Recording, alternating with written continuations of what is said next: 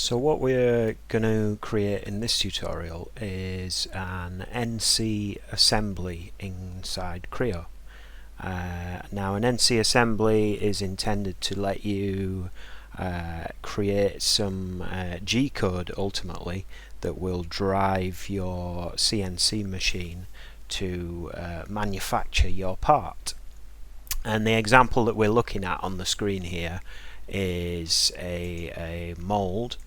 So if we look at the mold in isolation, you can see this is the cavity half of a mold. So this is essentially a block of let's say aluminium in this case. So it's a block of aluminium that's then been machined down into to create this cavity shape, and then obviously it's had some machining on its parting face that it mates with the other half of this mold. The other half of the mold would of course be the core, which would be the inverse of this half. So it would have this shape, but it would be sticking out of the block rather than machined down into the block. So you don't just have to use the NC assembly section to produce molds. You can actually machine final parts in there as well.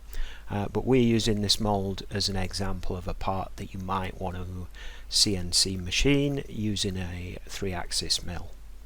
So if we go back to our NC assembly, this is essentially what we're hoping to create by the end of this tutorial. And once we've done all these setup stages, the next tutorial is going to look at how we then create some operations, so some milling operations. So you can see all the different types of milling operation that you can perform. There's roughing, re-roughing, face, there's drilling in there as well. There's all sorts of different milling operations. So this first tutorial essentially gets you to the point where you can start creating some of these milling operations or milling sequences. So yeah, we'll leave this open in the background, and we may refer to it again. The essential setup here is we have a copy of our final part shape that we want to create. We have a block of material representing the block of metal that we're starting with before we do any machining. And then in this I've just made a really simple representation of some vice jaws which are holding this block of material in place. So let's create a fresh copy of this, and let's go through the steps that you have to address in Creo to get to the point where you can start actually creating some milling operations. So the first thing that you would do is go to the file menu, tell the system that you want to create a new file. So we'll do that.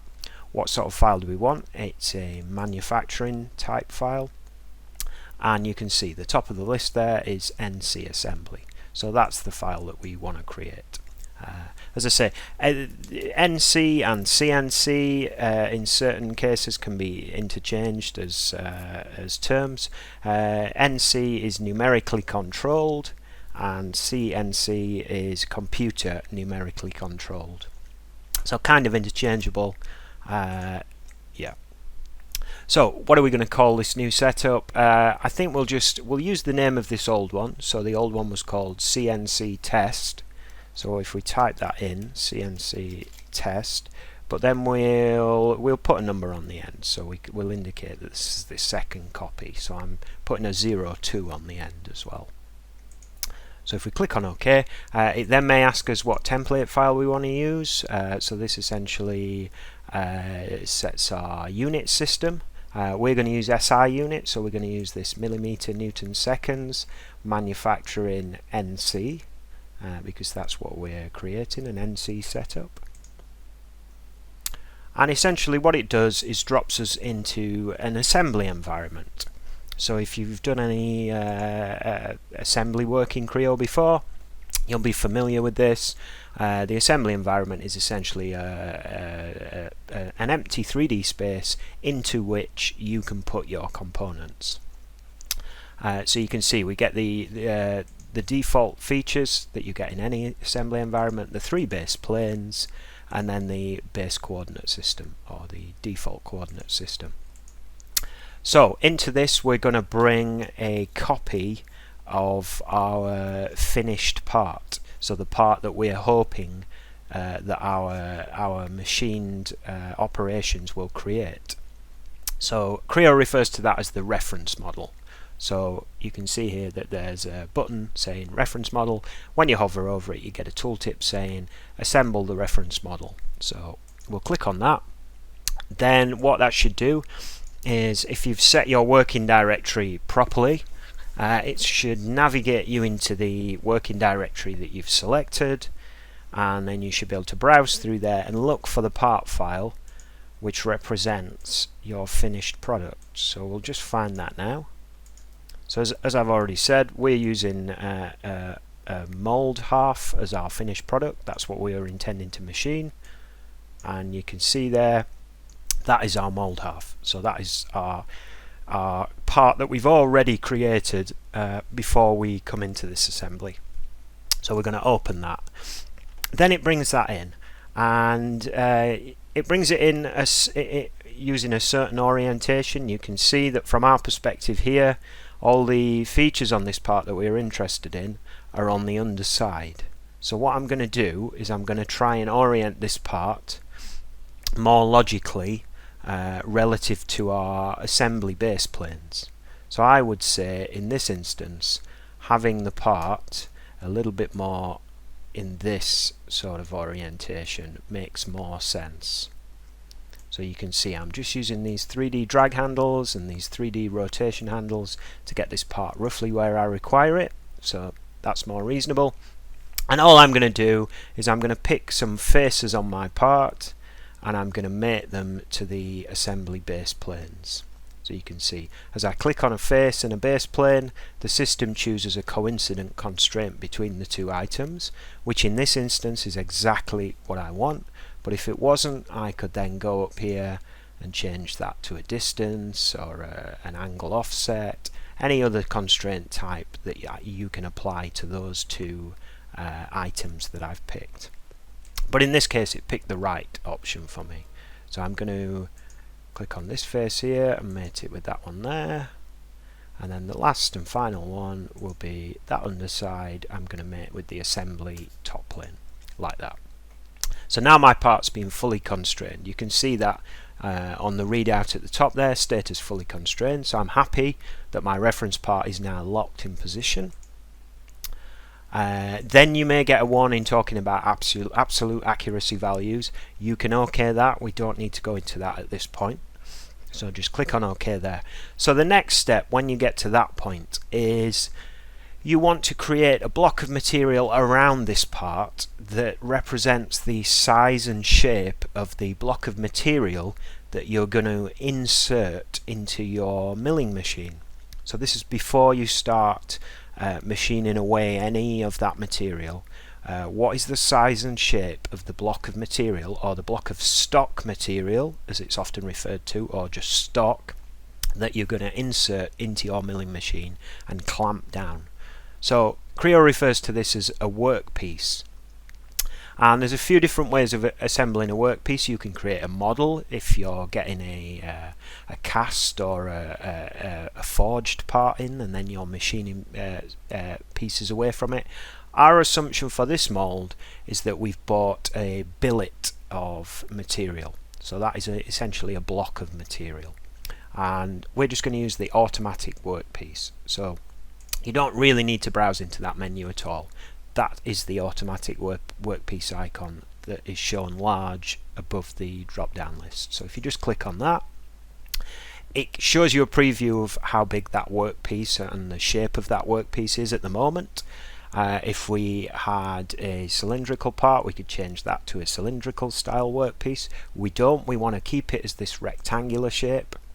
But then what we're going to do is we're going to put a certain distance of material around our part. So those are known as offsets, and you can see that all the offsets currently are set at 0. So you can see it's measured the size of our part. It's created a box or a block of material which just fits the part, so which touches the part at its extents. It's given us that as a readout, so it's saying your part total height is 105.5 blah blah blah, your total width is 200, and then it's showing us the offset between our workpiece and our part are all set to 0 at the moment. So before we start changing those offset values, we have to tell the system what coordinate system we want to use when we talk about X direction or Y direction or Z direction. You have to specify a coordinate system to define what you mean when you say X direction or when you say Z direction. So the way that you would define that is in the placement tab, and if you look there, there's no current coordinate system selected, so I'm going to click in that box, and then I'm going to select the default assembly coordinate system, so you can see that down at the bottom left. If I couldn't see it in the graphics window here, I can always select it in the model tree over there, so either way is absolutely fine. So I'll click on it in the model tree. Now we've defined what we mean when we say an offset in Z or an offset in Y or an offset in X. So now we can actually put those offsets in. So you can drag them in the window here, but that's not particularly accurate or precise. You could do that as an initial step if you wanted, but then what you tend to want to do is open up this options tab and edit these values down to more logical values. So I think what we'll do is for the majority of these we'll put 5mm of material on, and then there's one that we're going to have a little bit higher value of material on, and it will be the one that's in -Z direction. So you can see Z is currently pointing upwards, so -Z will be this face on the underside of the part. So let's put that one in first. Let's put the -Z one in, and let's say 20mm of material, so 20mm. So you can see we've added 20mm of material beyond the underside of this block. Now the reason I'm doing that is the assumption when this block gets machined initially is that the vice jaws will rise up onto this side face slightly. So the fact that we put more material down below there gives those vice jaws something to clamp on, whilst not having them interfere with our machining of any of this top geometry here. That's why we've decided to put a little bit more material on the base of this part than we're going to put around the other faces. So we'll enter 5s into all of these as well. As I said, the majority of these we're just going to put 5mm of material on. You can see that the box has now grown to represent that. If we're happy with that, which we are in this instance, you can click on OK. And then what you get is a preview of that workpiece, or a representation of that workpiece. The system chooses to colour it in this particular colour, and it makes it semi-transparent, so we can still see our reference model inside this workpiece. So if it didn't make it semi-transparent, it would just look as if you'd replace your reference model with a block of material. So it's useful to be able to see both of these things. So the next important step is to tell the system something about the CNC mill, in this case, that you're going to be using to cut the material for your part. So what it might be nice to do at this point is maybe choose an actual milling machine that you intend to use to machine this part from. So I've picked a milling machine online. So if we have a look at this particular milling machine here, it's from a company called Creo. It has a model number here, which I'm just going to take a copy of because we're going to use that in a second.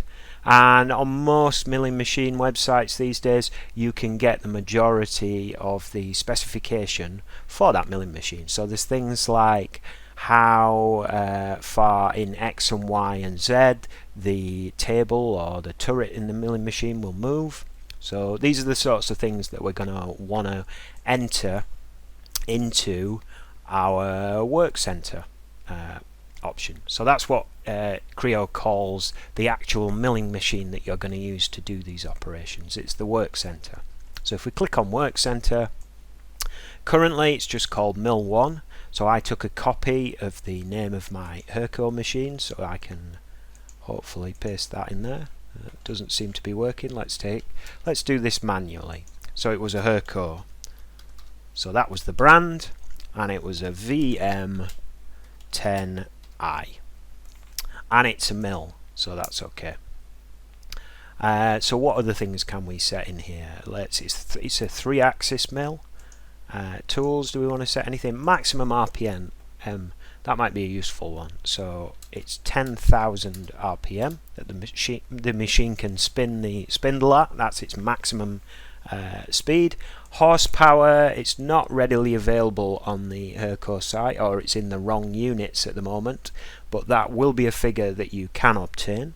So we'll not put anything in there in this example, but it is something that you can think about. Assembly, again, we're not going to enter anything into there. So the maximum extents of travel. So this might be something that you can access easily on the manufacturer's website. So this is quite a small machine. So in the y-axis we've got 406. In the z-axis we have 508. In the x-axis we have 660. And then again, you can tell it where you consider the base coordinate system to be. So you can see we've got other offsets here and here.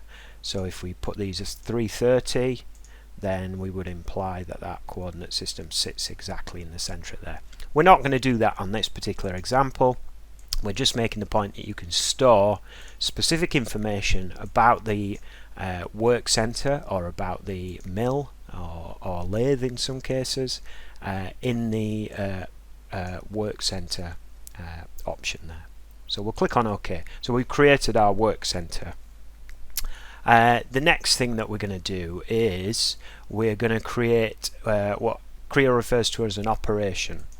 So if we click on operation, now what this does is it combines a work center specification, so you can see our Herco has already been entered in there, and it also allows us to define a 0 point on our either our workpiece or our stock. So this is essentially a coordinate system that we're going to call 0 on all 3 axes. Now all milling machines require this because all the G-code that we're going to generate to actually drive the machine references its distances that it's moving between, from and to, back to a point which is regarded as 0 on X, Y and Z. So we're going to have to put a coordinate system in here. But for this example, I'd like to have a coordinate system that's sat on top of this stock block material. So I'd like it sat in that corner there, and I'd like Z to be pointing upwards, and I'd like X to be pointing in this direction, and I'd like Y to be pointing off in that direction. So currently we don't have a coordinate system in that corner. So before we can fill this in for the operation setup, what we're going to have to do is create that coordinate system. So I've temporarily cancelled that operation setup. I've now got an extra task that I've got to do. So I'm going to create a new coordinate system. So you can see the datum options are all available in here in the manufacturing tab. So coordinate system. I've said that I want to create a coordinate system at that point there, so I hover over the point. I then get a preview of that coordinate system, and what I want to tell the system now is what directions I consider X, Y and Z. So I have to go into this second tab, this orientation tab, and the first box here, click here to add an item. So this is going to define the X direction ultimately, so I'm going to pick that edge of the stock material. So that defines the direction of X. Then it's selected the next box for me, this next box down, and the default that this is going to specify is the Y direction. So I've already said I want the Y direction to run parallel to that edge there. So I click there. Now we've got the coordinate system. We've defined what we class X, Y and Z directions as. I just now have to use these flip commands to get these legs of my coordinate system pointing in the directions that I've decided I want them to point in. So I've said I want the Y to point away from the block of material. I also want the X to point away from the block of material. So if I click on flip, next to X. There you go. Now X and Y and Z are all consistently pointing away from the material. Now this is one way to set these jobs up. Depending on the machinist that you might be working with, or the machine shop setup that you were working with, there are other ways to do this. You could have all these arrows pointing towards the material. You could have this coordinate system down near the bottom of your stock material. This is essentially just showing you the steps that you would need to address to create a coordinate system. Where you place that coordinate system has to follow some sort of logic, and it has to be clearly communicated to the rest of your team. So if that's machinists or people that are checking these things with probes maybe, yeah, as long as you're all working to the same setup, the same standard, there shouldn't be any problems. But these are the steps that you need to address to actually create a coordinate system. So what else can we do in here? We could name this coordinate system. We could call it Operation 1 coordinate system or Side 1 coordinate system. I think for this example we'll leave it with the default name, but you could overtype that and put your own name in there. So we'll click on OK. Now we've created a coordinate system. Now we can drop back into operation. The system selects the only milling machine that we've entered so far, so it's the Herco for the milling machine. It's then looking for a 0 point on our job that has a coordinate system sat there, so we can select our coordinate system that we've just created. Then we'll have a little browse through some of these. So we can set a clearance level where our tools are going to retract to if we want to. So let's set that. Let's use the plane option, select the top of our workpiece and say all our tools should have a clearance level which is 10 millimeters above the top of the workpiece.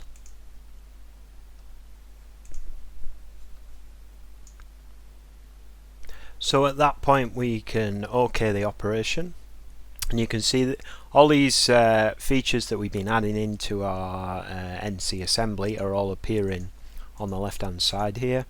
So if we need to at any point, we could go back in, edit the definition of one of these, and we essentially get back into the setup menu that we were looking at when we created them. So that applies to any one of these items that we've created. So if you need to go back in and edit them, you can do that through there. So there's one last step that we need to address just to finish the setup of this NC assembly before we actually start creating some machining operations. And that is to bring in a model which represents the fixturing for this part. So we've already talked about the fact that we're intending to clamp this block of material with some vice jaws which sit down towards the underside of the block of stock material there. So we've already created a part model that is a rough representation of the space that those vice jaws will occupy, and we're going to bring that model in now. So if we click on fixture and then click on the components tab, and then you can see there that is the icon's very similar to the icon that you use when you bring a component into an assembly. So that allows us to add a fixture component. Then you browse to the part file or the assembly file that you've created to represent this fixture. Now this one is very basic in terms of its geometry, and the intention here was just to block out an amount of space that the real vice jaws would be well within. So that's why this is not very accurate. In some cases you will make your fixture models incredibly accurate if you're looking to machine quite close to them and ensure that you don't impact them as you're machining. Then you might want to make them a lot more accurate than this, but this will do for our example. So we'll bring the vice in, Then, like any other component in an assembly, you've got to put some constraints on it to actually lock it in position. And given that I know that the width of this vise should fit around this assembly, I can put some mates in to take account of that. So we'll just put some quick mates in here. Let's put one between this back face here and that back face on the model. And then let's put a final one as if the workpiece material has been pushed down onto the vise like that. So essentially for this setup, I'm happy that that fixture setup is adequate for what we need. So you can see that is essentially representing something that as we're machining the material away up here, we cannot get below that level of the top of the vise jaw. If we do, the system will give us an alarm and a heads up and say you've impacted the fixture. You need to modify the machining operation that you're trying to create so that it doesn't go below this level here. So that's the intent of putting the fixtures in the actual machining assembly. It allows you to ensure that you're going to avoid them and you're not going to run your cutting tools or your milling tools into the actual fixture material. So those are essentially the basic steps that you need to run through to set up a new NC assembly in Creo. In the next tutorial, part 2, we're going to look at some of the machining operation types that you can create, how you can define different bits of geometry to drive those machining operations, or those milling operations in this case. So yeah, that's the end of this part of the tutorial.